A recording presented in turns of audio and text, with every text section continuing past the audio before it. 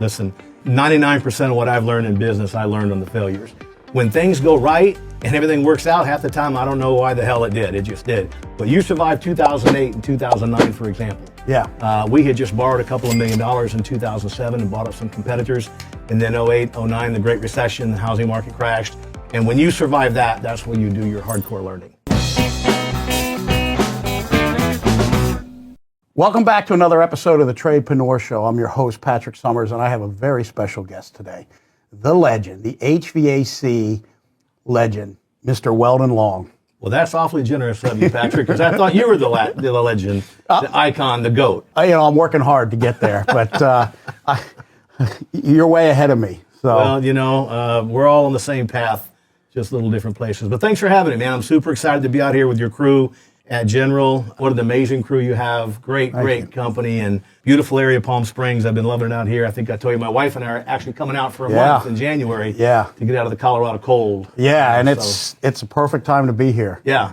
Perfect time to be here. And you'll quickly realize why so many people come here from Canada and the Midwest that time of year. So, and it's ironic because, for our business, the climate is the hot temperature is the summertime, but we don't have any population here. Right. But then you come into this time, our population goes to over 1 million. Wow. And the weather's just beautiful. We don't really have a heating or cooling season. Unless you're in our business, then it sucks. Yeah. Hence why you would need to diversify and do some plumbing and electrical and things like that. Which you guys have done a fantastic job of doing, I might add. So, and we've been working together about a year now, right? Close to a year. Yep. So, as you guys know, I'm a big believer in having mentors and using other individuals or organizations to help train not only myself, but the team. And so I've been following Weldon for quite some time through the years. He's written 3 books, right? Yep. And so we have given them to a bunch of the team to read. And it was like, hey, there was an opportunity to engage with him on a level that I think would take us to the next level, help take us to the next level. And we had a few conversations, and I remember the one conversation you said, you strike me as the type of person that you're going to want me on site, right? Well, prior to COVID, for probably 10 or 12 years, I was traveling 200,000 miles a year, speaking, coaching, and keynote speaking and all that, and came from this industry originally. Pretty much everything I know about making money, I learned at the kitchen table across from mom and pop homeowner. And then my second book, The Power of Consistency, as you know, hit the New York Times bestselling list. That opened up my career to a whole bunch of other industries and different things. And I've worked with FedEx and Farmers and Allstate and Comcast and you name it. But I come from this industry, and this industry has really given me everything that I have in my life, because those other opportunities never would have happened. You kind of know my backstory. We can go into that if you want to. But you did strike me as the kind of guy that's like, listen, I want the first class deal, because after COVID or during COVID, we kind of shifted like everybody else did to doing a lot of stuff online. A lot of my coaching, a lot of my speaking, even keynotes, people were doing online. As we came out of COVID, I realized, man, I really don't like traveling all that much. So we've really shifted a lot of our coaching to online, and then I do events at my car barn in Colorado Springs where we keep the Ferraris and the classic cars and all that. And as it turns out, the guys love it because they get to hang out with the cool cars. At the end of the day, we open the doors, they get to smoke cigars, do whatever they want to do. Yes, but that was not going to be Patrick Summers' program. He's like, I want you on site. And so we've been doing a lot of on-sites, and I think we're going to be on-sites through most of the next year. Yeah, but in addition to the on-sites, we do send the team out to Colorado Springs and attend the different classes you have there in the car barn, which is pretty cool. It's really cool. I think a lot of people in the industry know you, but for those that do not, why don't you give us the quick high-level, your story, background, how you got into the industry? A quick version is I was a knucklehead, punk, and a thug when I was growing up. Dropped out of high school in 9th grade, started running the streets. By the time I was 23, I had committed a crime, went to prison for 4.5 years. When I was 23 years old, got out when I was 27, was still a 9th grade high school dropout, still a knucklehead, now a convicted felon to boot. Made it about 2 years, went back to prison again for 2 years. Got out again at 30 years old, so spent all my 20s in the Colorado State Penitentiary system. Got out at 30, now I'm a 2-time convicted felon, no skills, no trade, nothing. I did about 7 years in the federal system, but during that stay in the federal system, in June of 96, I was 32, and my father died. And that was kind of my wake-up call. what have I done with my life? I had a 3-year-old son that I had fathered when I was out on parole, so I abandoned my son. And my father he died very young at 59, and I made a decision that I was going to change the course of my life. The next thought I had is, well, how the hell do you do that? How do you turn the Titanic of my life around with no education, no skills? So, Patrick, much like yourself, I started reading. I just started reading books. I'd go to the library and read and tell people. I started with the Bible. I ended with Tony Robbins. Read everything in between. And I spent 7 years educating myself. And in 2003, January, I walked out to a homeless shelter in Colorado Springs and knocked on doors for 6 months. It was hard to find a job with my background and no experience. I was 39 years old by that time. And walked into a little heating and air conditioning company, J.D. Vigil. May he rest in peace. He passed away a couple of years ago. But Jesse Vigil had a little company there in Colorado Springs and said, you know what?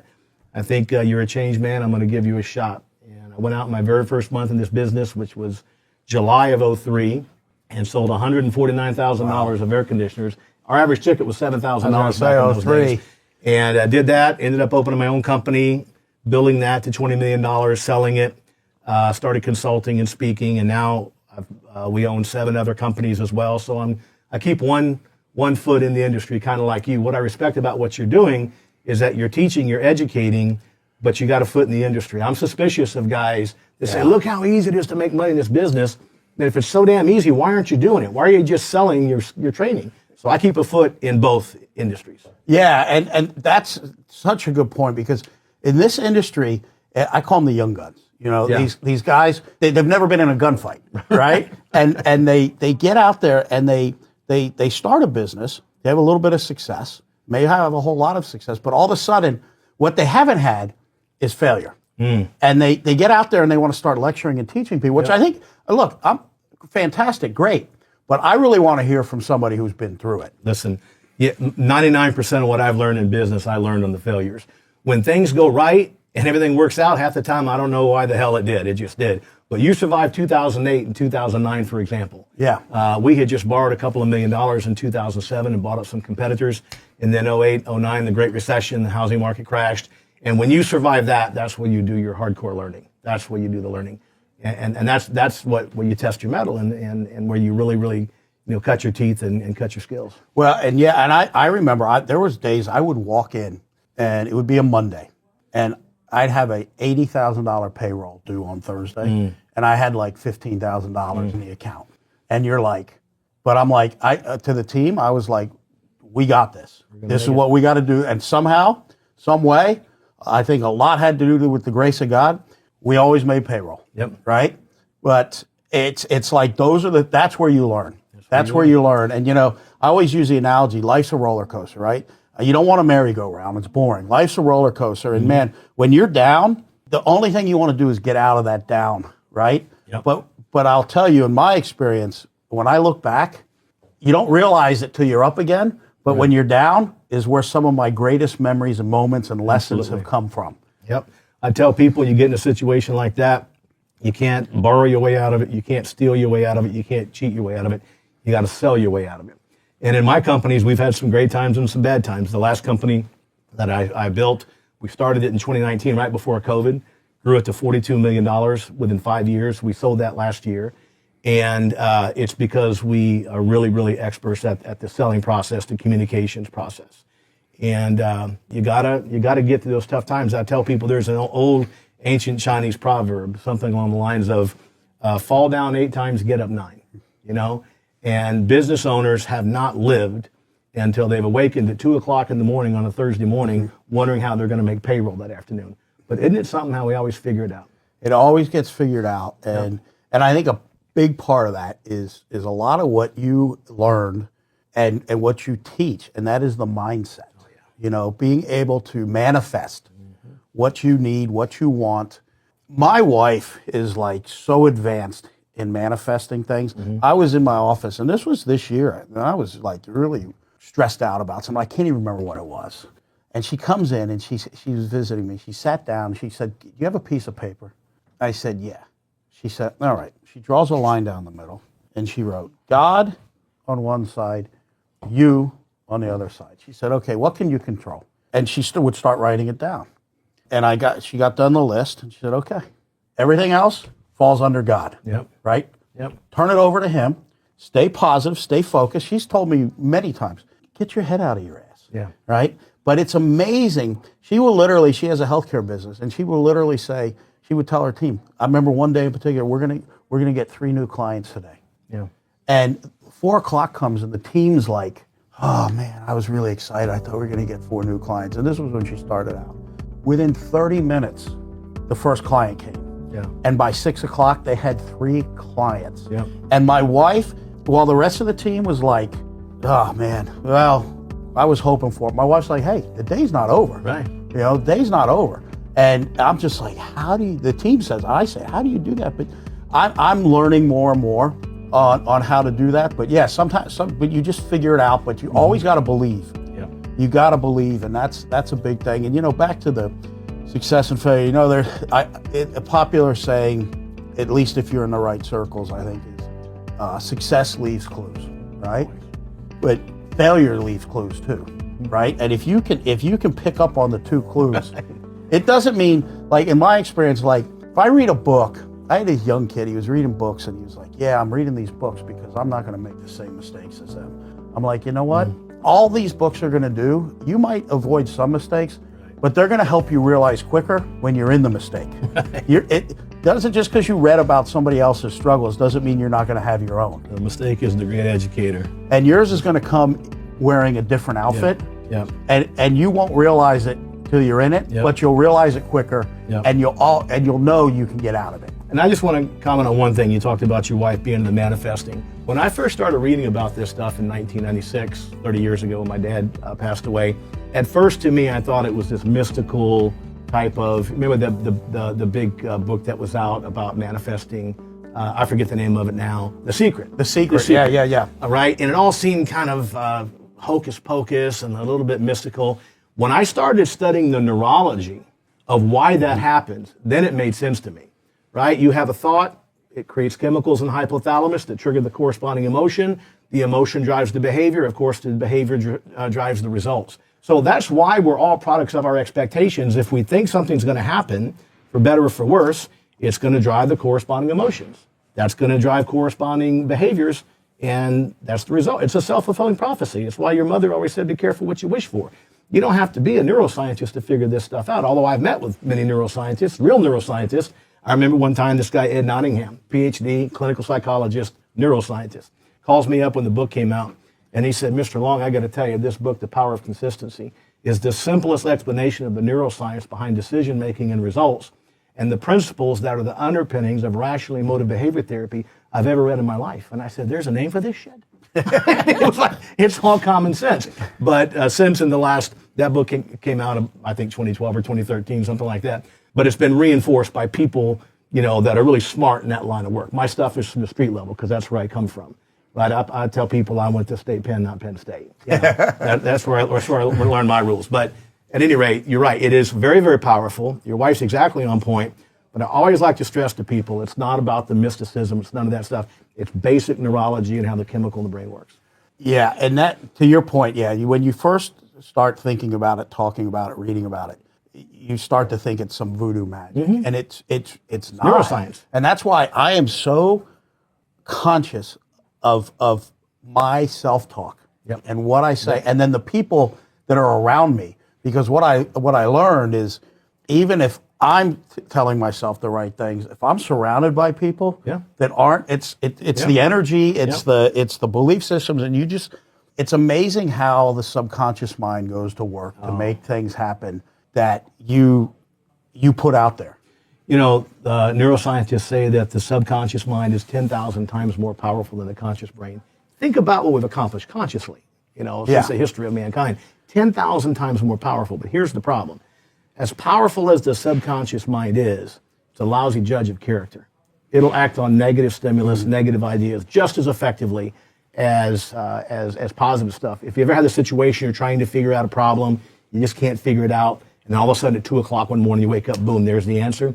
That's because the subconscious never stops trying to figure it out. But it'll figure out negative stuff too, and that's why you have to do exactly what you just said. You have to be so careful about the influences, the books, the TV, the people, anything going in there, because the subconscious mind is a lousy judge of character. Yeah, that's well said. Well said. let's talk about the book. So you wrote 3 books. Now, the one book that I love, and I've read it in meetings, parts of it, and I talk about this guy all the time, but Joe the Concrete Guy, right? I'm telling you, I think all 3 of his books are amazing. You should read all 3. Yes, but I agree. I would say that if you are in the trades, especially if you're somebody that is hung up on selling, you read Joe the Concrete Guy. I mean, it will totally change your belief system. Because it's so simple. It's so simple. So the story you're referring to is when people think about a sales process, they think high pressure, they think script, they think straitjacket. Nobody wants to do that stuff. So I lived up in the mountains west of Colorado Springs for many years in a small town called Woodland Park. And every day I would see this guy around town, and it was a white Ford pickup, and it said Joe the Concrete Guy and a phone number. And I thought it was just like the most beautiful marketing message. Like, what kind of work do they do there? Concrete. Who does it? Joe. Pretty simple. You can't really screw that marketing message up. So one day I'm out in my driveway. I need some concrete work done, some steps. So I call up Joe. Joe comes out to my house. He's exactly what I expected. Long, bushy head of hair, big beard, T-shirt, cut off, some flip-flops. He's like the honey badger. Doesn't give a shit. He's not pretentious. He's not pushy. He's not high pressure. He's just a good old boy. So he looks at the steps, and it's going to be about $1,000 for the steps. And I said, great, let's get it on your schedule. Then he looks at me and he says, well, why is your motorcycle trailer parked in the dirt in the rocks next to your driveway? It was kind of a dry riverbed and I said, well, Joe, as you can plainly see, the driveway's not wide enough for the trailer. And he says to me, you know, when I'm here pouring your steps, I could widen your driveway. And just like that, my budget went to $10,000. And so afterwards, I asked him, I said, Joe, where'd you learn to do that? And he said, you see my truck out there? I said, yeah. And what does it say? I said, well, it says Joe the Concrete Guy. He goes, yeah, the operative word is concrete. It doesn't say Joe the HVAC plumbing window, siding guy. It says Joe the Concrete Guy. This is all I know how to do. It's all I've ever known how to do. Then he said the magic words. He said, I learned a long time ago that if I'm going to feed my family, if I'm going to pay my bills, I have a very simple job. Every time I walk onto a piece of property, I look for every problem that concrete can solve, and I tell the homeowners. There's your magic formula. And I was talking to your guys this morning.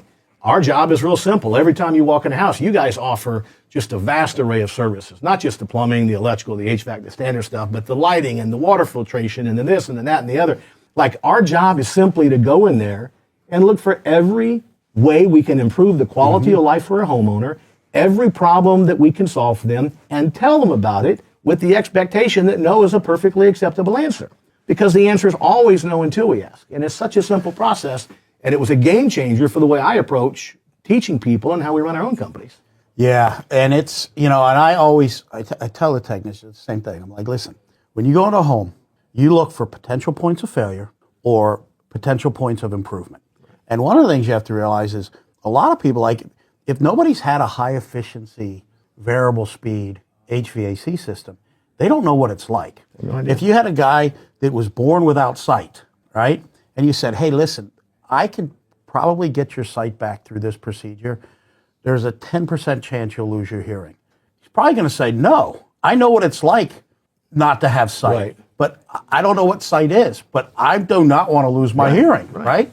Now, you give that guy sight and he's got hearing and he's never had it. Now he's like, wow. Yeah. And it's kind of like, I just talked to somebody, a woman used to actually work for us. And she called me the other day, and we just put in a brand new system for her, 2 systems, and new ductwork. And she's like, Patrick, like, it is, my kids come home for the holidays, and they're like, all these years I've lived in this house, and I lived in this bedroom, and it was miserable. And now, after we move out, you put this in? This is fantastic. And it was just funny because when my wife, when I first got in the industry, I put in a brand new system, the Lennox XC 25 it was, variable speed and condenser furnace. I put in the highest level of filtration, PCO, everything you can get. And so my wife, other than I'm in air conditioning, she didn't know anything about air conditioning, right? So after the system's in, my youngest, she was about probably 6 months old at the time. After the system was in, a week or so, I said, do you notice anything different about the air? And she said, yeah, you know what? Sophia doesn't wake up with a runny nose anymore since we put the system in. And I was like, well, that's not even what I was asking about, right? But she noticed a difference in our daughter because of putting in the right indoor air quality. Right. And I said, oh, wow, that's really good information. I said, but I mean, like, the air conditioning. She's like, it's like walking in a cool, comfortable cloud of air, right? Yep. And she's like, it's amazing. Yep. And I was like, wow, that's a marketing line. Yeah. That's a marketing story. So, but yeah, you've got to find the opportunity. And you use an analogy similar to what I tell people. And I say, listen, if I go to get a physical and the doctor does a physical and he says, you know what, you should probably walk more, take in some more water, beats around the bush. And then 6 months later, he stops in because he's in the hospital. He sees I'm in the hospital. Mm-hmm. And he walks in, he says, I saw this coming. Yeah. You'd be like, what do you mean you saw it coming? Why didn't you tell me? Why didn't you tell me? Oh, I didn't want to give you too much bad news. But wait, I could have prevented this? Right. If you told me, I'm mad at you now, Yeah. right? At least give me options. Yeah. And that's what I tell the technicians. Like, you have to go in, because there are technicians who will be like, well, I don't want to tell them everything, because Right. they're going to think I'm trying to sell them. And no. God forbid. You make the decision, Mr. and Mrs. Homeowner. I'm just going to tell you what is a concern to me, and you decide what to do with it. Yep. And then that way, 6 months later, when the system breaks down, they can't say, why didn't you tell me? Right. So Right. it's all a mindset thing. How do Yeah. we look at things? How do we approach things? Real quick, let's give on the 3 books you have, just give a quick what each one is, because they're each different. Yeah, they're all different. So my first book is a book called The Upside of Fear, and it's an autobiography, and it's kind of the story of my 25 years before my father died and what a knucklehead and a loser that I was, and then my life after my father died, the things I learned, the transformation that I went through, and that whole story. And people love that book. That book came out. I didn't consider myself a writer, but I wrote that book myself. I did get some help with the editing, and the book comes out, and it becomes New York Book Festival's Best Autobiography of the Year and Writer's Digest Best Book of the Year. Me. Wow, that's This awesome. ninth high school job. Then I got a book deal with Wiley & Sons, which is the biggest business book publisher. I self-published my first book. I got a 2-book deal with them, wrote The Power of Consistency. That's all about the mindset, right? Everything you were talking about, the expectations, visualization, manifestation, and it's the chemical neuroscience version of it, not the secret mystical version of it, right? Yeah, It's the stuff I can sink my teeth into. That book hit New York Times and Wall Street Journal bestseller. My 3rd book is a book called Consistency Selling, which is an Amazon #1 bestseller, and that's the selling process that I've developed and used over the years and been teaching for 20 some odd years now. Okay, nice. And they're all fantastic books. I recommend them all. And I will tell you, I'm a fan. Like, I'll listen to books on audio, but I also I prefer to read them. Mm-hmm. There's certain books I'll listen to on audio because just expediency, right? Or I'm traveling and I just want to kind of lay my head back and listen, whatever. But I like reading because I think that when you actually read a book, and that's what I tell a lot of the young people I engage with, when you read a book, it improves your vocabulary and everything. It's just it's a little bit harder than listening to something, but there's a whole different level of engagement and learning that comes out of it. So, I tell people, I just want to comment on that. Reading is so important. If you read 15 minutes a day, at night or in the morning, whenever, you will finish the average business book in a month. If you did that every night for 15 minutes, you would read 12, 14, 16 new books every year. Imagine if you read 12 or 14 books every year on sales, communication, influence, persuasion, all the stuff that we deal with. I mean, you would be an industry expert. Yeah. Just by doing it 15 minutes a day. Again, it's not about the scope of what we do. It's about the consistency with which we do it. I've written 3 books, and 2 of them have the word consistency in the title. So that's some kind of indication of how important I think it is. Well, and anybody who listens to my podcast or watches it knows that I'm big. I'm on this health journey, and it's a long journey, but it's a never-ending journey. But it is. The one thing I say is and my mentors that I have in that space they're like Patrick. It's about consistency, right? It's not about making every workout the best workout and every meal the best meal. It's about consistently showing up at the gym and eating healthy. It's not going to be perfect. It's not going to be 100%. But if you're consistent, you make headway and you move forward. And so, I always tell people it's not about New Year's Day, your birthday, or Christmas Day. It's about today. Yes. Always. Yes. So well said. You've got something new you're working on? It's coming out? Yeah. So you may know Gary Alex, who is another legend in the industry. In fact, I've been doing it 25 years or so. Gary's been doing it for 40 years, came out of college, went to work for Lennox, went to work for, buying and selling companies for them. He's had numerous of his own companies. So he and I are launching the Contracting Edge in January. And the Contracting Edge kind of combines my sales expertise and the things that I do and kind of the stuff we've been doing for your company. And he focuses more on the marketing, the budgeting, the annual planning, and the business and financial side. And so, be out there and looking forward. We'll be launching a bunch of stuff in January.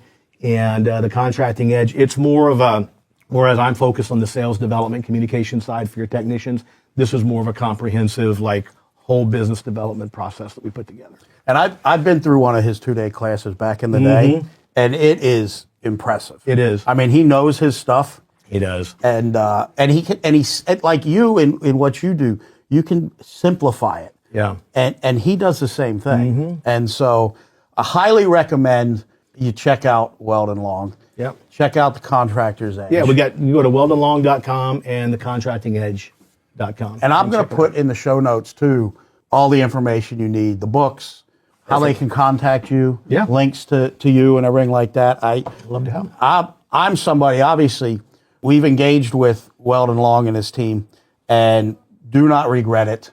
And he's been one of my mentors before he knew I existed. You guys know I've talked a couple episodes back about mentors and how important it is to have mentors. And I think the one thing people kind of forget or don't realize is that your mentor doesn't have to be somebody that even knows you're alive. I mean, you had many mentors. I was in prison. I was in books. I promise you, Stephen Covey and Tony Robbins didn't know I was alive, sitting up in my prison cell reading their books. Yeah, and that's you can have mentors, and everybody should have mentors. But you, long before we met, have been a mentor of mine and have inspired me. Well, I'm honored to hear that. So I really appreciate that. Well, I'm honored to have you on the podcast and have you in our building. Yeah, I mean, great that's facility. It's one of those things too. It's like I used to think like, how do you get Weldon Long to be in your building, and how do you get him to be training your team in your building? And it's one of those things that I always just kind of wanted to make happen. Yeah. But I didn't wake up every day and think about it. Right. It was just like, it's there. But it came together. Now you got me on your speed dial. You bark an order, and I jump. Yeah. Well, I'm honored. I really appreciate you coming on this podcast. Likewise, it's a privilege. Before we go, and this is kind of on the spot, but what would be the one thing you can say to anybody out there that's in the trades trying to level up? Or, you know who I really like to speak to is that guy out there who took the risk, started a business out of his garage, whatever, and now he's in the truck. He's trying to get out of the truck. That's a leap. Yep. And most people struggle to make that leap because it's uncomfortable and it's scary. But what would be any parting advice? The first thing I would say is two components. Because there's always the mindset component and the process component. Mindset-wise, understand that your expectations create your reality. Think about what you think about before you think about it. On the process side, build an organization chart. I don't care how small your company is, build it out how you expect it to look in 3 years, 5 years, whatever the case is. Your name's going to be in a lot of those boxes. It's basically the E-Myth, right? That book talks a lot about this. And Ken Goodrich has done a book on the E-Myth for contractors. Build that org chart. See exactly what that company needs to look like. Then you get to decide, I like this part of my job. I'll keep myself in this box. But I need a service manager, or I need a salesperson, I need whatever. You've got to get some organization. The one thing I've learned, and I'm sure you've learned the same thing, profitability and chaos do not coexist. If your company is in complete chaos, lack of organization chart, lack of processes, it's virtually impossible to be able to make money. Yeah, very well said. And you said something else this morning to the team that I like about confused mind. The confused mind says no. Yeah. Don't overwhelm your homeowners. Make specific recommendations. Here's what I'm going to recommend, and here's why. Number one, you're giving them recommendations. As I always say, if you went to the doctor and the doctor said, man, you're really sick, what do you think we should do? I wouldn't be very happy with that doctor. I expect my doctor to know what to do. And so make those specific recommendations. Understand that no is a perfectly acceptable answer. And just get out there and do your thing. I tell people, man, get out there, kick ass, take some names, have a great day, have fun. You're going to get some no's. It's just part of the deal, right? Fall down 8 times, get up 9. Yeah, well said. With that said, again, thank you. Thank you, brother. Great Truly to see appreciate you. Thanks for having me. Yes, sir. And thank you for tuning in to the Tradepreneur Show. Remember, we're on YouTube. If you really want to see how good these two gentlemen, myself and Weldon, look, You can check us out on YouTube, or you can listen to us anywhere you can find podcasts. Spotify, Apple Podcasts. There's so many of them out there. iHeartRadio, you name it, we're there. Thanks for tuning in. Appreciate any likes and shares and comments. You can reach us at thetradepreneurshow.com. You can email me at info@thetradepreneurshow.com. Until next time, stay great. Take care.